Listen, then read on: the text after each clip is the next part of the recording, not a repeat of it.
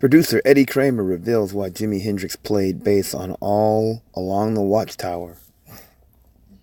I've always read about Jimi actually playing bass, but this is cool to see an actual article that kind of focuses on it.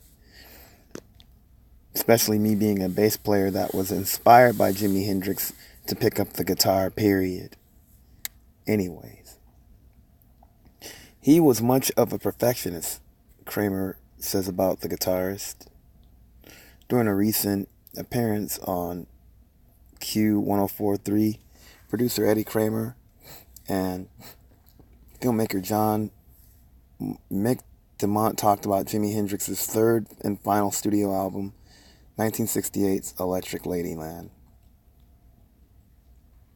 During the conversation, Eddie touched on his sessions with Led Zeppelin and the Beatles. You can check out the interview below, transcribed by UG. I want to start by clearing up some of the info for me. This album was or was not recorded at what is now known as the Electric Ladyland on West 8th Street in Manhattan. Eddie, that is correct. This album was recorded, it started in England, actually, at the Olympic Studios in London, late 1967 to early 1968. I moved to America and came specifically to work with Jimi. I was invited by Gary Kellgren, who built the recording plant that the studio 321 West 4th Street. That's where I landed to continue working with Jimi.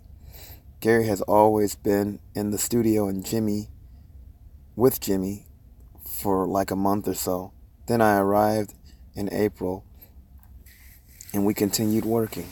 Some of the tracks for Electric Ladyland were actually cut at Olympic, like All Along the Watchtower, for instance. Now there's a story about that. We want to hear that story. Jimi played the bass on that song exactly, right? Eddie saying, he certainly did, because Noel went to the pub and got drunk, I think. Noel Redding, for you guys who don't know who he is.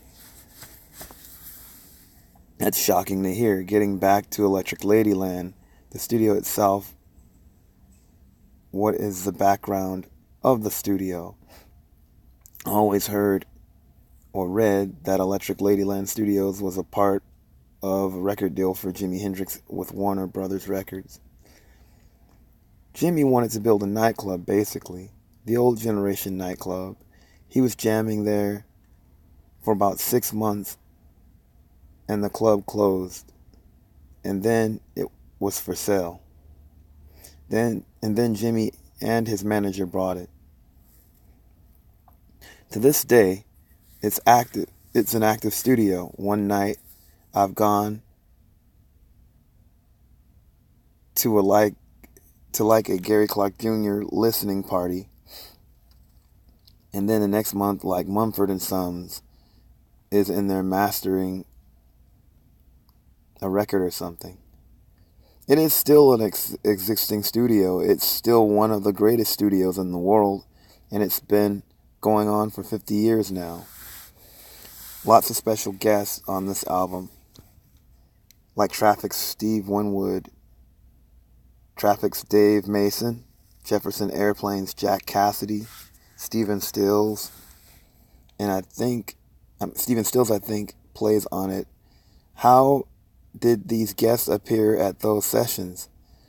Was it all very informal? Was it planned out? Did you get a phone call? How does that work?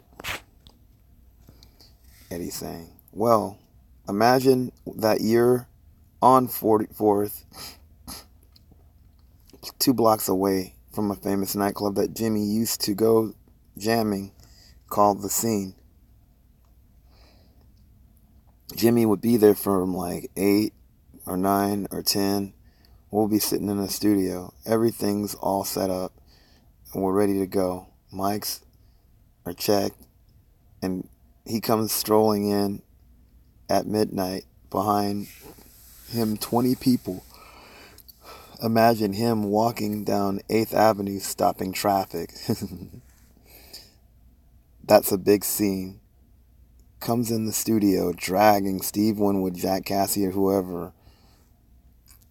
A couple of rehearsals, 1 take, 2 takes, maybe, and there's Voodoo Child. Done, finished. Thank you very much. Live from the floor. There it is.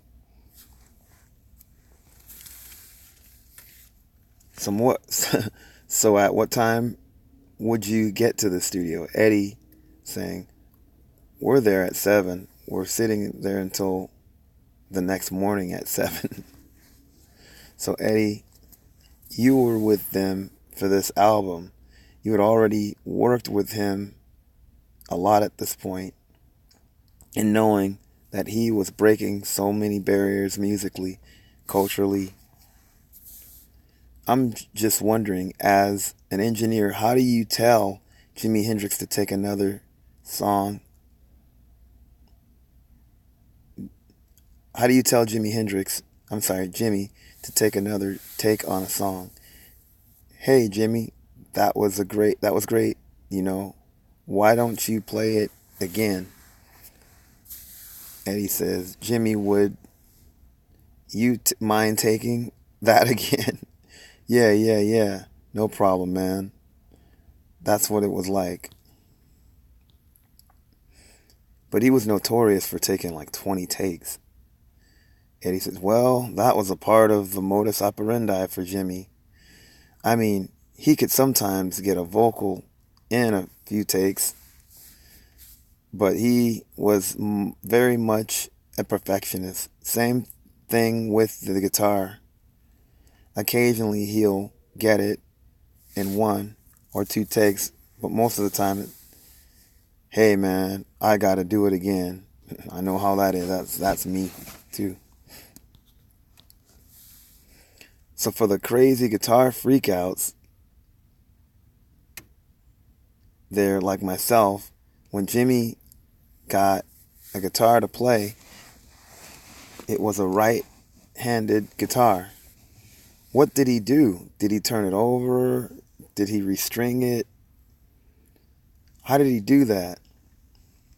John's like, yeah, but you know, Jimmy was a kind of an off the rack guy. He wasn't somebody who was really precise. He would go to Manny's, and get like a white Strat, a black Strat, and you know, do exactly that.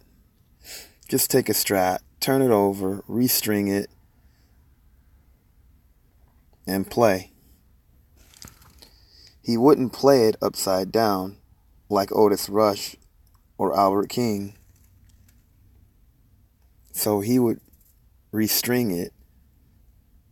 But I just think that he was somebody that was able to make things happen with it. Very simple setup.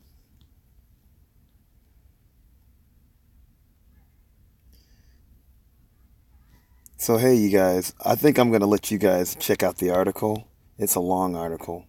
But yeah, I just thought I would read some of this interview. I'm going to post it inside the other parts. You know, peace.